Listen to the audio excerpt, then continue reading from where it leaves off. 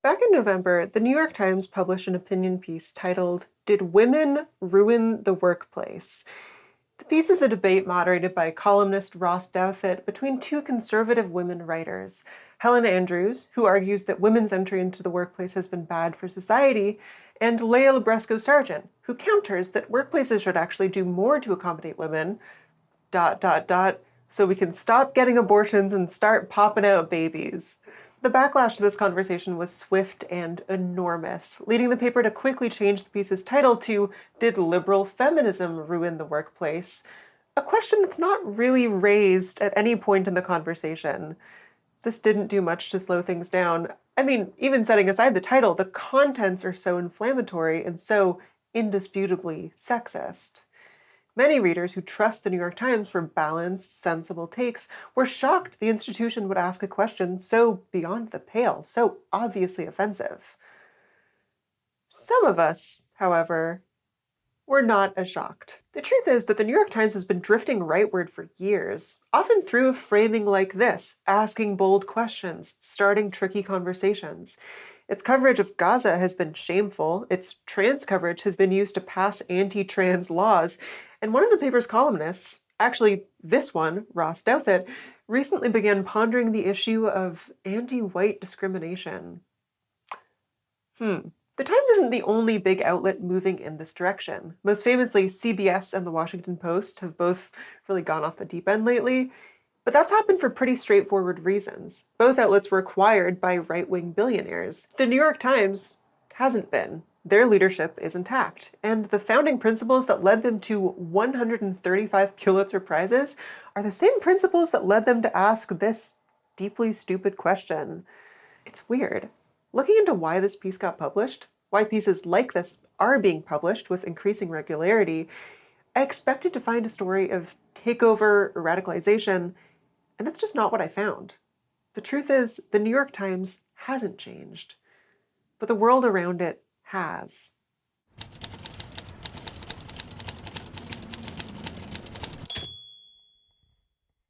The first thing to know is that the New York Times has been run by the same family since 1896.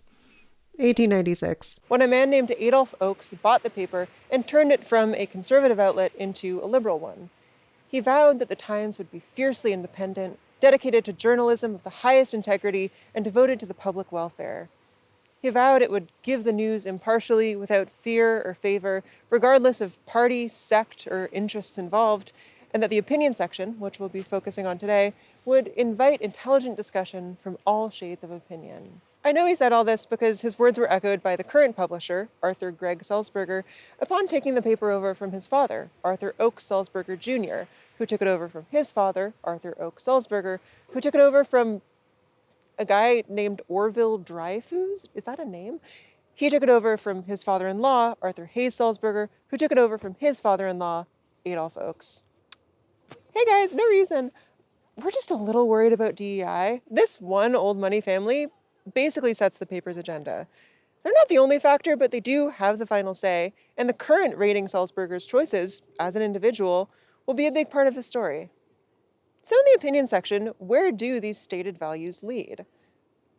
Well, sometimes they produce kind of insane headlines, but most of their coverage is nowhere near this provocative.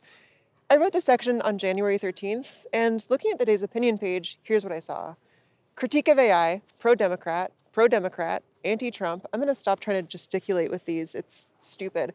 Critique of AI, pro-regime change but anti-Trump, anti-ICE, neutral analysis of Trump, anti-ICE, pro-regime change, pro-Christian but anti-Trump, pro-Christian but anti-Vance.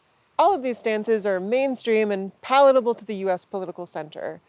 The offensive opinion pieces travel further, but if you look at their output by volume, it's clear that the New York Times isn't biased toward the far right. It just wants to hear them out. You can dislike much of what Kirk believed, and the following statement is still true.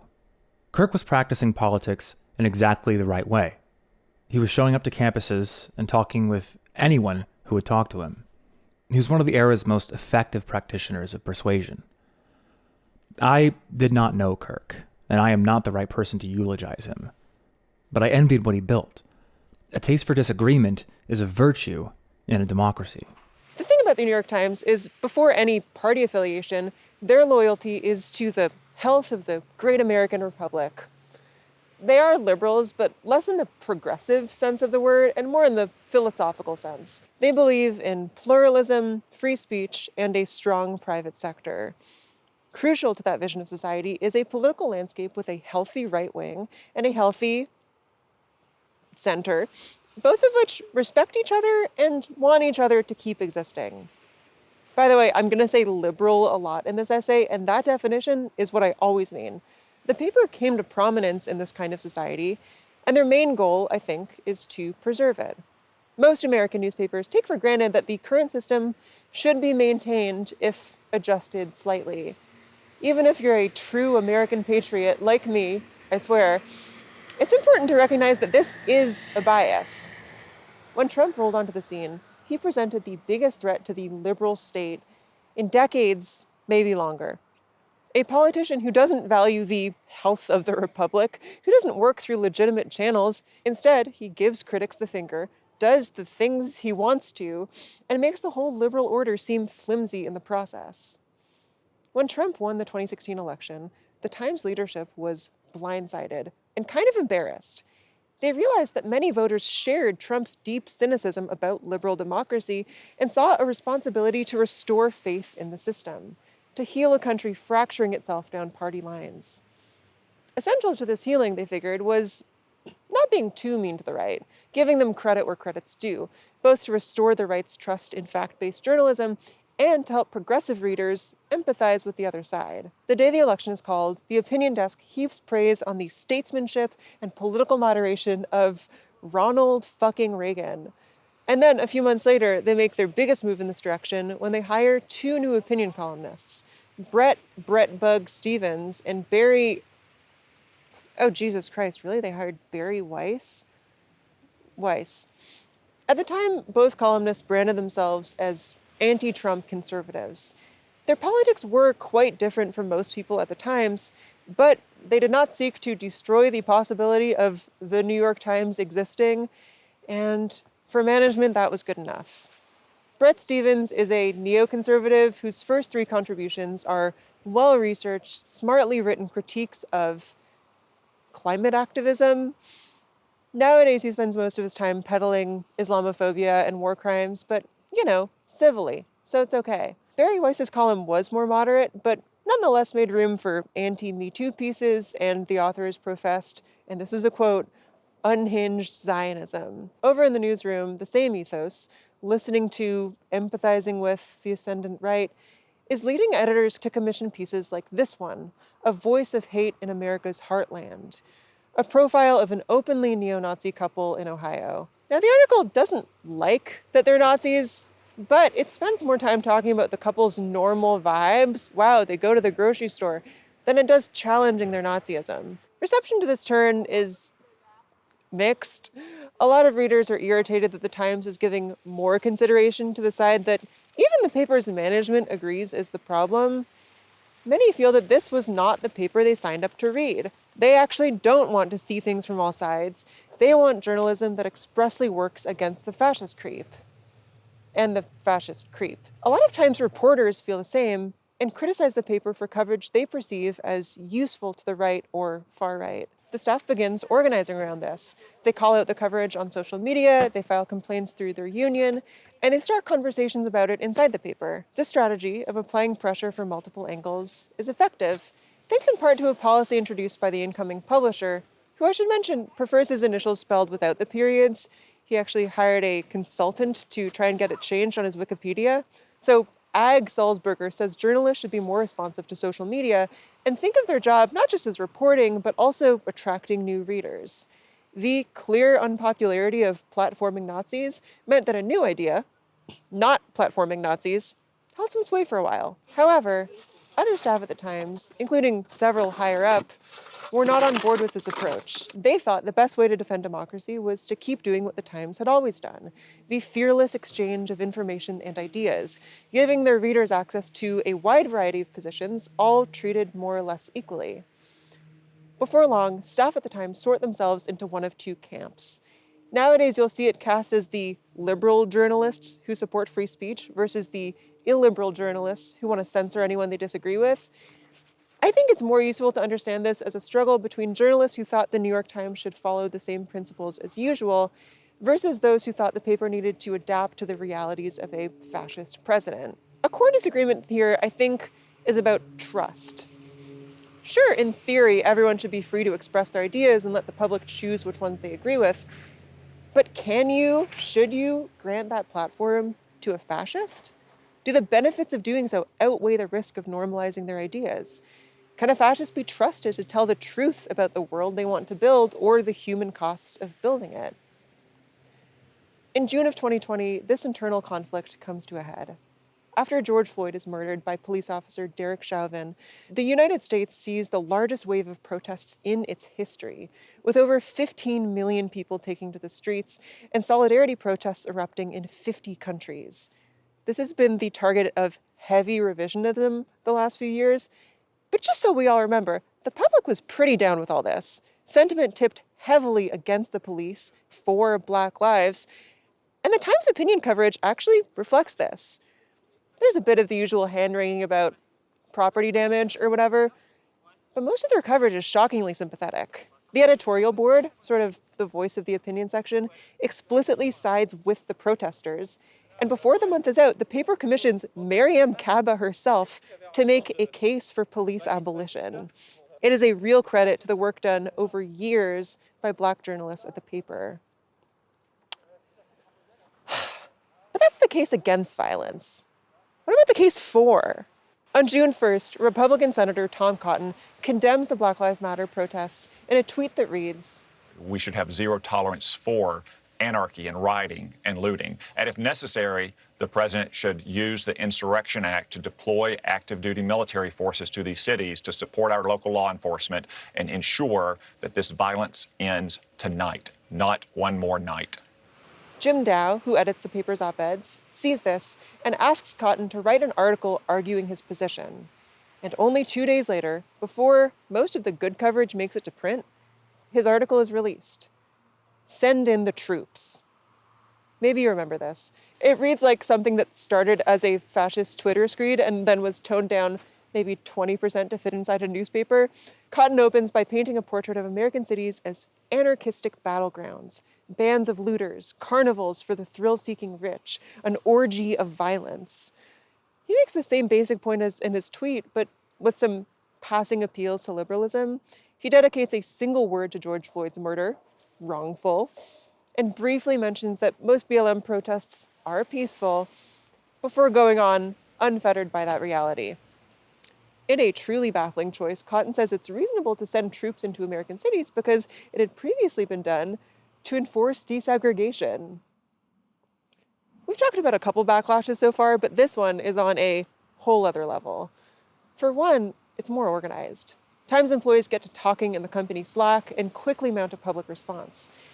Editor Jasmine Hughes puts it most plainly. Running this put Black New York Times staffers in danger. This is a labor issue. This is our livelihood. A lot of Times staffers tweet out some version of this statement. I'm not sure who was first because most have since been deleted. Anyway, the message is clear. Send in the troops should not have been published, not because Tom Cotton is wrong, but because the piece is a threat to the people who make the New York Times. A military presence at these protests would probably fail to distinguish between reporters, protesters, and rioters, not least because hundreds of cities had imposed curfews that made even peaceful protests illegal. The ensuing chaos would place everyone present directly in the line of fire, especially Black people, including those who work at the Times. Cool founding principles. Have you considered that they might get us killed? Most damningly, to anyone who's done even cursory research on Tom Cotton, it's clear that this endangerment is what he wanted. Conspicuously left out of his op-ed is another piece of his argument. No quarter for insurrectionists, anarchists, rioters, and looters. A conservative Times columnist, David French, points out that no quarter means refusing to accept the enemy's surrender, which is a war crime. He points out that Cotton, as a lawyer and veteran, surely knows this, and that what he is actually advocating for, in his own words, is mass murder. What the Times did during the editing process was take his point and try to rehabilitate it. They allowed Tom Cotton to advocate this fascist, racist goal, so long as he did not mention his fascist, racist motive.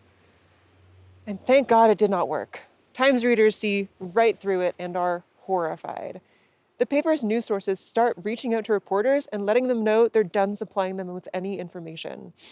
At the peak of the fallout, hundreds of people are canceling their subscriptions every hour. New York Times staff, with the backing of their union, start meeting with management to talk about how the article was handled. On top of that, many of them start writing articles of their own about the whole fiasco, several of which end up published in the paper. With the pressure on the Times at its highest point, possibly ever, it's clear something's got to give. The publisher, A.G. Salzberger, who had initially supported the article, asks the top editor in the opinion department, James Bennett, to resign. He does, and everything gets worse.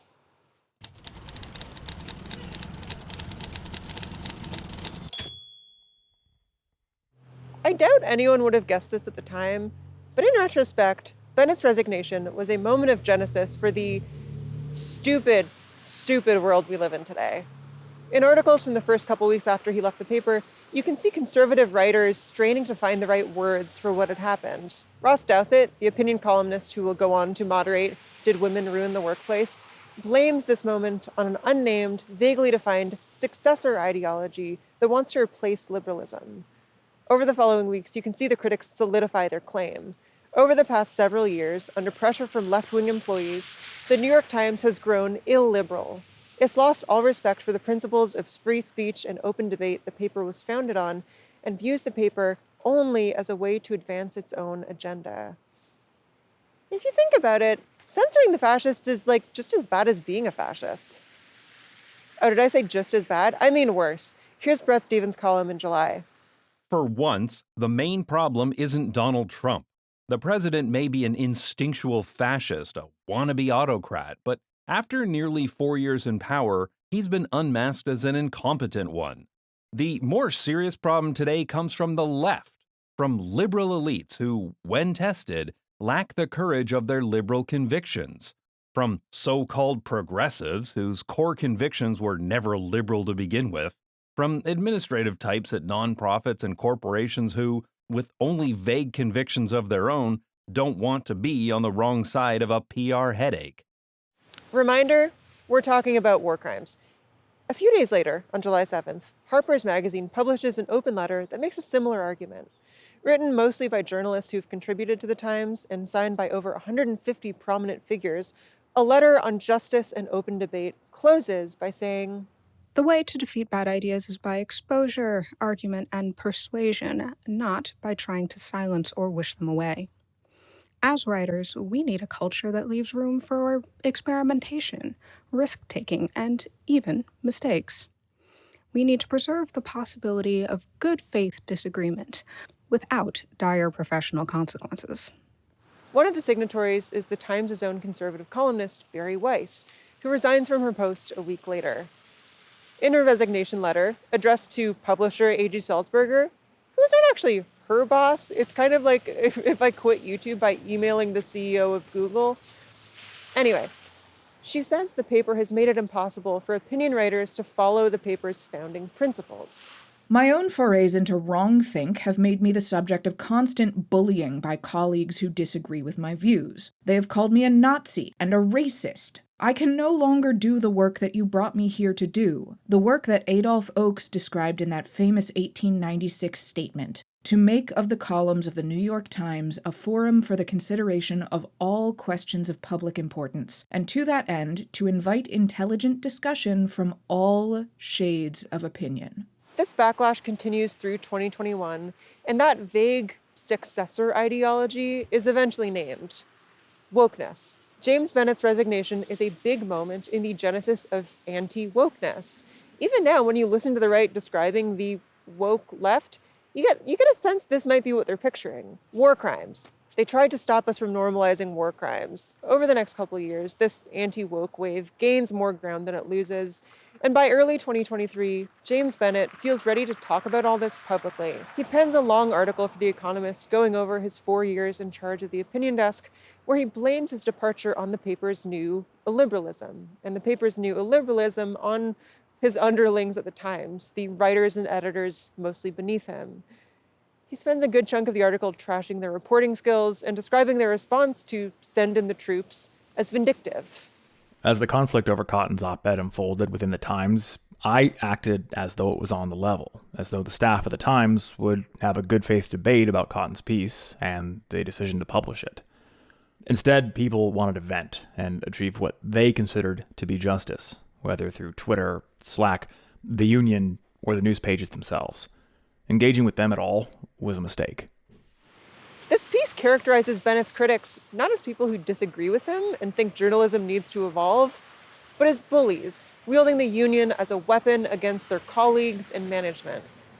He theorizes that pressure from the union is likely what made the publisher ask him to resign. Even years after all this went down, there's a palpable feeling of hurt and betrayal in the article. But for all of Bennett's criticisms, he also expresses a hope that the paper has already started turning itself around, reviving the liberal spirit that made the Times what it was. What gives him this hope? Why, the paper's excellent, balanced, unbiased coverage of trans people. Oh, I hate it here. Looking at the New York Times' coverage of social issues since this anti-woke backlash, it's clear they basically took the note. Since then, they've been working hard to shed their reputation as an outlet by and for the left. Their main move in this direction has been simply publishing more opinions against progressive causes. This is done under the guise of liberalism, even when the positions themselves are pretty hard right. You know, tackling thorny topics, being brave and considering all perspectives. Maybe anti-racism is bad. It seems they want to come back in alignment with their founding principles, which hold that even dangerous ideas should be treated neutrally, so the public can reject them on their own merits. But because all this is about rehabilitating the paper's image, there's an amount of this that is just posturing. Sometime around 2022, the paper decided they don't like trans people after all and started pursuing anti-trans coverage, or I guess what you could charitably call trans-skeptical coverage, systemically across hundreds of articles. Nothing actually changed to warrant that shift. None of the moral panic stuff has actually materialized. Trans healthcare is still considered safe. There's been no enormous wave of young detransitioners, no actual crisis in women's sports, and so on. It was a PR move. Billie Jean Sweeney, who was an editor at the Times until 2024 and is herself a trans woman, says this shift was ordered from the highest levels of the paper, publisher A.G. Salzberger and a couple of his new hires. Sweeney theorizes that they moved the paper to the right on trans issues because it's a culture war issue that a lot of people care about, but that the paper considers fairly low stakes. I think he saw this as a political project, that he could take a stance that the hard right would like, that the Trump campaign might like. And he pursued that because he thought it was a position. Spreading anti-trans discrimination, spreading anti-trans disinformation was something he could push, and most readers would say, well, I don't know much about it. He thought it was something there'd be no cost for. In 2023, over 1,000 Times contributors signed on to a letter criticizing the paper for the shift, saying the new coverage is unbalanced, that it presents highly disputed claims as if they're facts, and pointing out that the Times' coverage has repeatedly been cited in far-right bills and lawsuits. Pretty major stuff. If there's anything we know, it's that the New York Times takes open letters seriously, and this one has almost 8 times more signatories than the first one. So how do they respond? Within 24 hours, high-ranking editors send out a memo to staff saying that the letter was against the rules. We do not welcome and will not tolerate participation by Times journalists in protests organized by advocacy groups or attacks on colleagues on social media and other public forums. Leadership tells the signatories they'll face serious consequences if they pull a stunt like this again. And to top it all off, Opinion publishes an article titled, "In Defense of J.K. Rowling. Free speech for me, zealous activism for thee." If it even needs saying, the letter was not sent by an advocacy group, and the kind of punishment they threatened is, from what I can tell, illegal. The paper's rightward lurch has only been possible because of the other way management has adapted to the post-woke era. They've seriously disempowered their workers. After all, the 2020 struggle played out as a labor struggle, rank-and-file workers and their union exerting pressure on management. Management wants to make sure this can never happen again. So, among other things, they've shut down the paper's employee resource groups, the internal channels that staff use to raise concerns with management. They've also started enforcing existing rules more heavily, like the one banning the staff from criticizing the paper publicly. The New York Times Magazine's award-winning writer Jasmine Hughes was recently forced to resign after signing an open letter condemning Israel's siege on Gaza. In an email to the staff, the magazine editor, Jake Silverstein, wrote, "While I respect that she has strong convictions, this was a clear violation of the Times policy on public protest." Now that management isn't as afraid of their staff, they don't have to be as responsive to backlash. In fact, instead of fearing it, they can feed on it. Nowadays, they actively seek it out for all the attention it brings. How Women Destroyed the West, published a week before the piece that brought us here. No, Israel is not committing genocide in Gaza, published in, and I cannot stress this enough, July 2025. This new approach to opinion pieces is theater, both of debate and of cruelty. To the right, it says, we're not ideological, we'll ask any question. And to the left, it says, fuck you, what are you gonna do about it?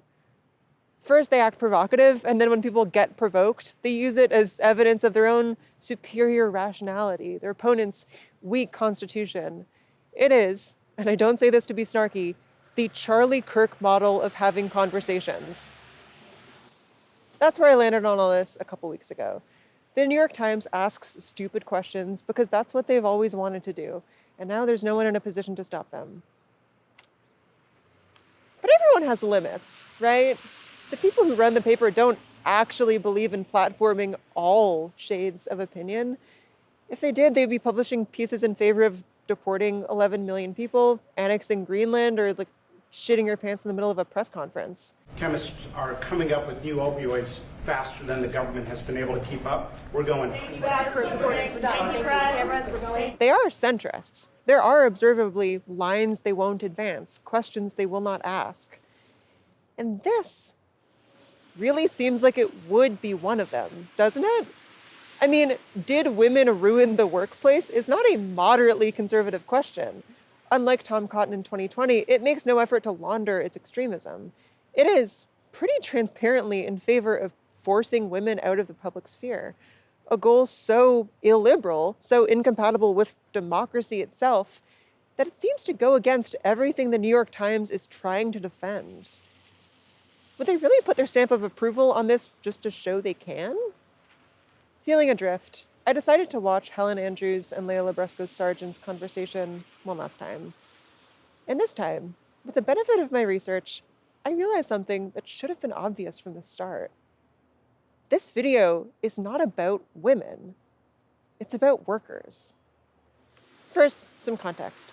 The reason this piece exists is that Helen Andrews delivered a speech at the 2025 National Conservatism Conference, abbreviated as NatCon, like many other conventions. This got a lot of attention, and she wound up adapting it into an article for Compact magazine. Presumably, Ross Douthat saw this article and asked her to come on his podcast, Interesting Times. There are 3 people at this table, but Andrews is the obvious main character. She's the one arguing that women ruin the workplace, and the bulk of the conversation is spent examining her ideas and not Douthat's or Labresco-Sargent's. So what is her idea? If women did ruin the workplace, how? Well, she thinks men and women, in aggregate, have certain essential personality traits. We picked them up in ancient times. Yes, it's evolutionary psychology, the worst field of science. Men were warriors, so they had to learn to take risks, exist peacefully in a hierarchy, and be open both to conflict and conflict resolution. Women were, as Andrews puts it, warriors, which meant that we apparently sat around and gossiped, and basically that's all. So we're emotional and catty and unforgiving. Make no mistake, Andrew's argument is misogynistic, obviously, and in so many ways.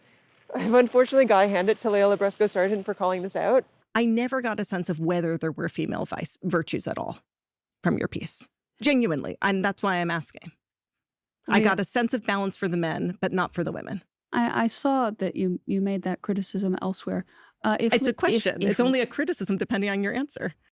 If you want to know what I like about women, No, that's not my you can question. ask me. In fact, I What do invite you you like- to what do you- commission from me an entire what- essay no, on the subject, what I like about what women. do you My like freelance about- rates are very reasonable. What do you like about women, Helen? A question which Andrews then fails to answer.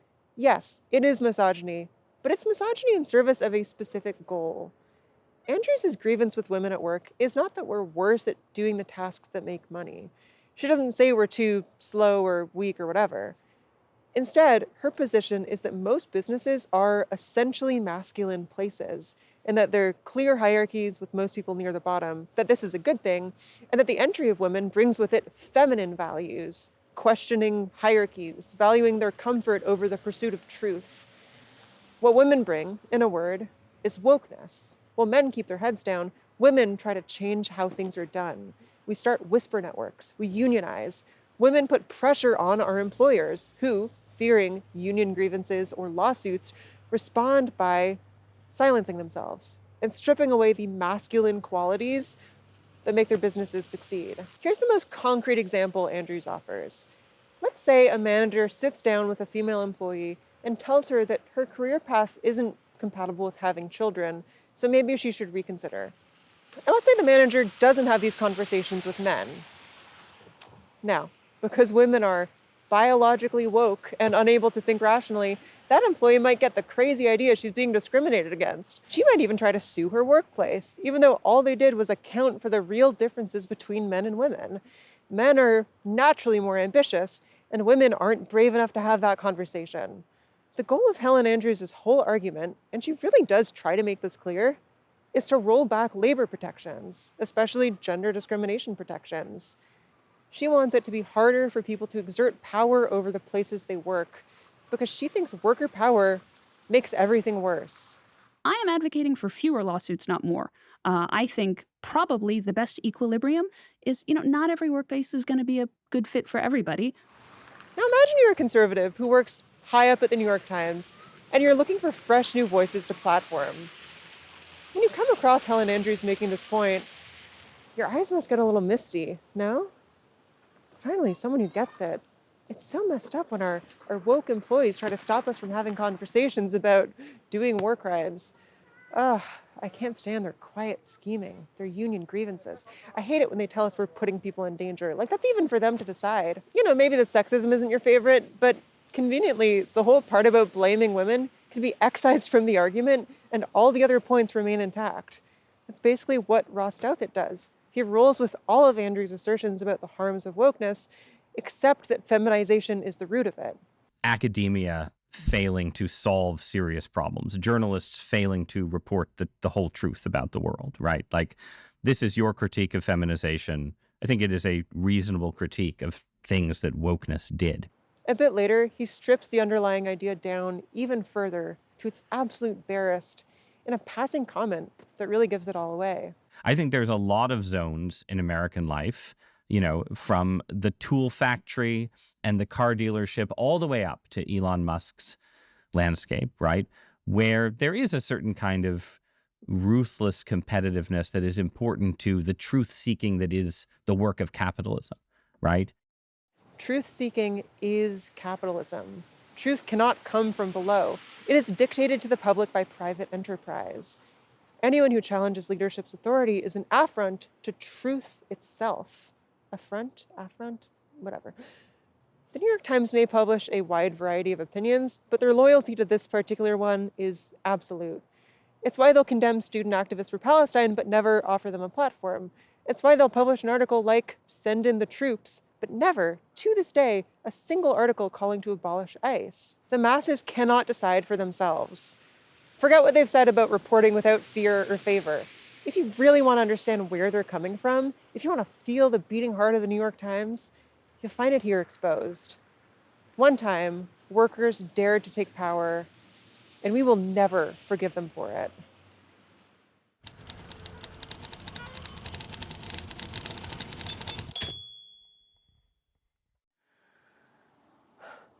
If there's any comfort to be found here, it's in knowing that the New York Times' response to fascism has been debunked once and for all. The people who dismissed the Times as a left-wing rag in 2016 continue to do so. After the Salzburgers reshaped their paper to serve these people, I found no evidence that conservatives trust the Times more now than they did a decade ago. When Bari Weiss criticized the Times in 2020, they listened to her, and now her new outlet is calling the paper biased in favor of Hamas. On the 2024 campaign trail, A.G. Salzburger urged his staff to hear Trump out and treat him like any other candidate, and the administration rewarded his balance with a big, fat lawsuit for the crime of endorsing his opponent. You can't compromise with these people. They're not looking to compromise. They're looking to win. For all the Times has propped up non-Trumpian conservatisms, these ideologies remain as fringe now as they were a decade ago, if not more so.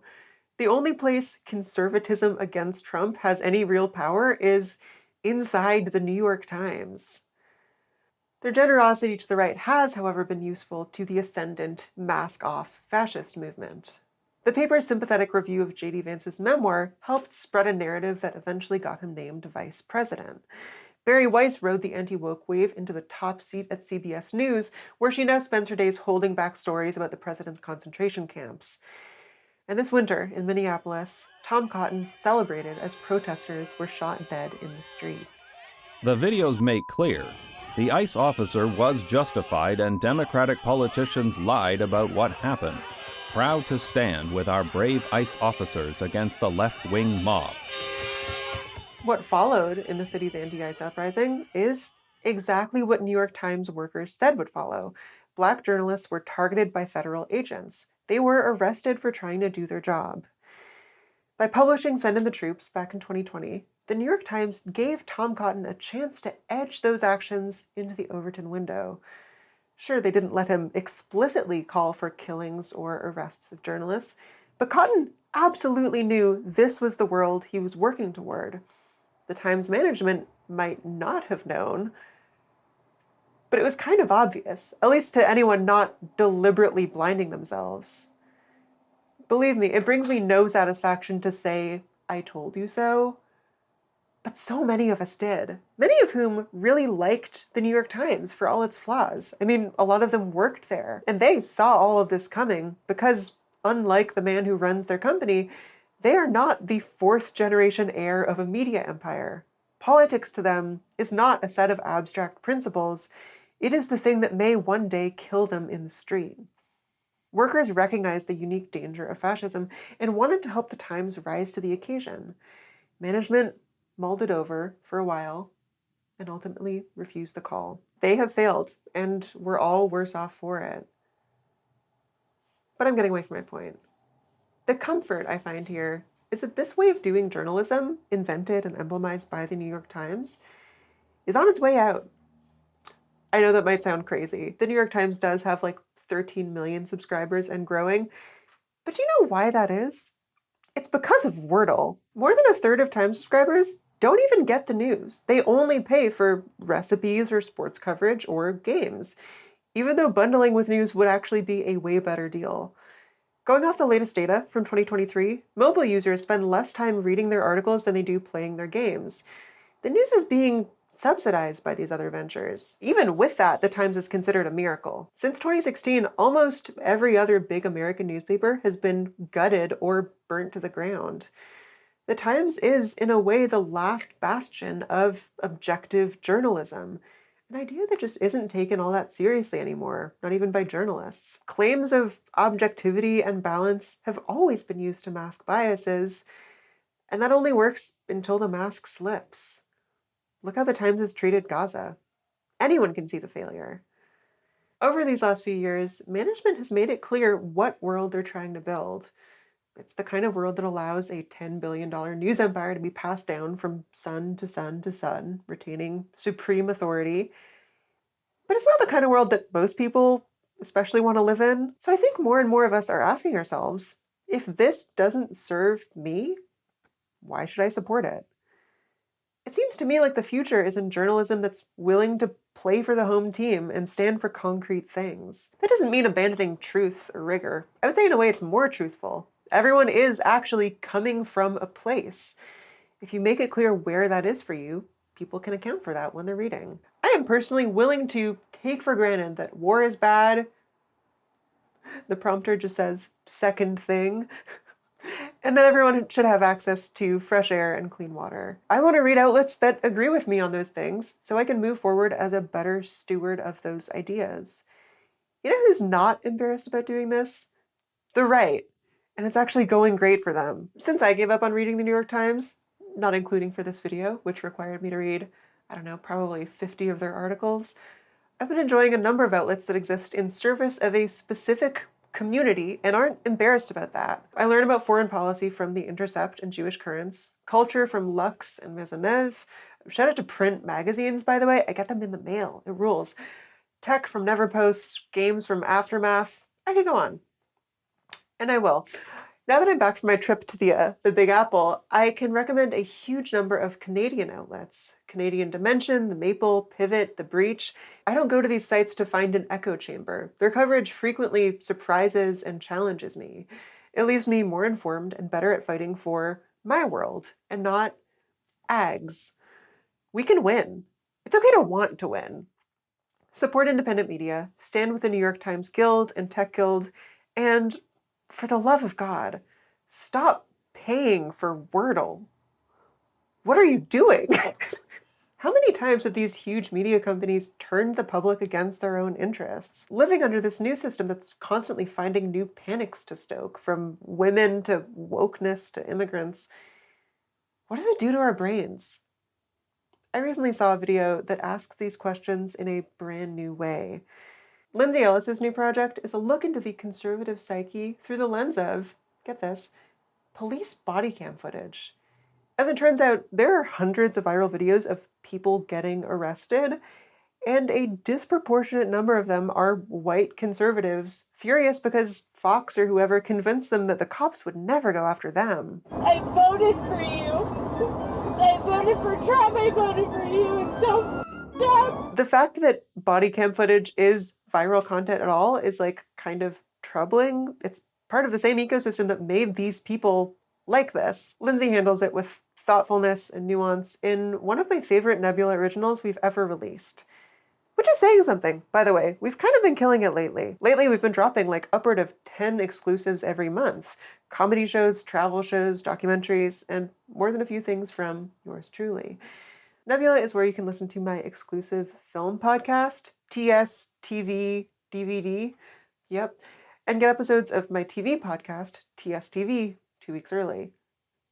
I cannot be trusted to name things, but what are you going to do? That's the kind of power we have at Nebula. The platform is by creators for creators with no private equity or venture capital involved, which gives us a lot more freedom in the kinds of things we can name a podcast or the kinds of topics we can explore. If you sign up with my link, you can get all this and much more for 50% off on an annual membership. It comes out to $30 a year or $250 a month if you sign up at go.nebula.tv/LilyAlexander. Big things coming. Thank you for watching.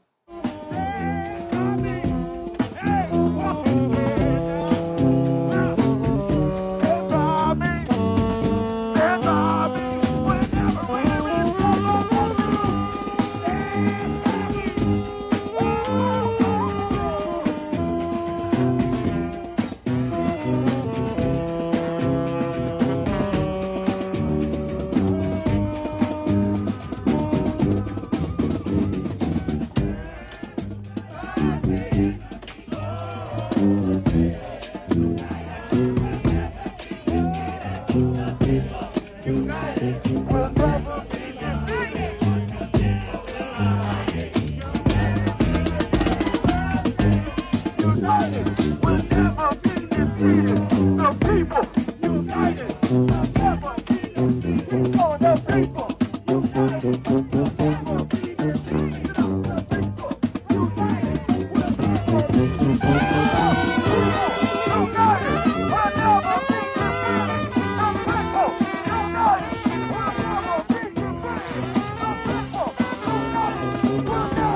defeated.